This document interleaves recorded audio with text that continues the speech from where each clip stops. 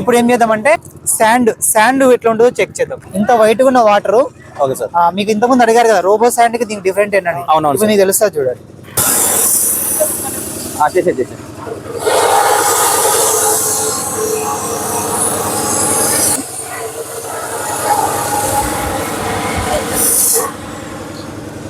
ఇప్పుడు ఇంత మట్టి శాతం ఉంది దీంట్లో. అవును సార్. నీకు అదే గనక రోబో శాండ్ లో ఇంత సిల్ట్ రాదు. ఇది ఎందుకంటే కొన్ని వేల కిలోమీటర్ల నుంచి వస్తూ ఎక్కడో దగ్గర స్టోర్ అవుతుంది. ఏది ఇసుక.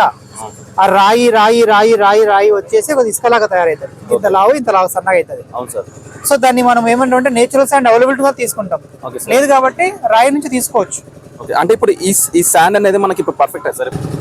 యాక్చువల్ గా అట్లా నీళ్ళలో కడిగి చేస్తే పర్ఫెక్ట్ వర్క్. అవును సార్. కానీ మనం చేస్తామా? ఇట్ పాసిబుల్ ప్రాక్టికల్ కండిషన్ లో పాసిబుల్ అవుతుందా? కాదు.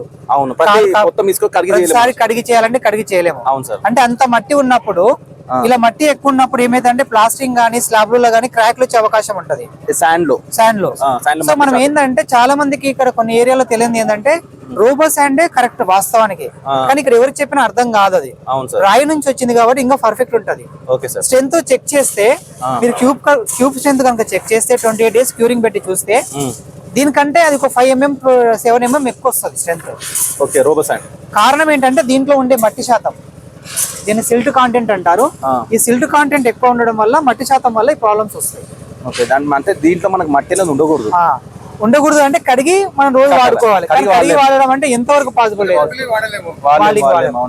సో ఇవన్నీ దృష్టిలో పెట్టుకొని మనం వర్క్ చేయాలి.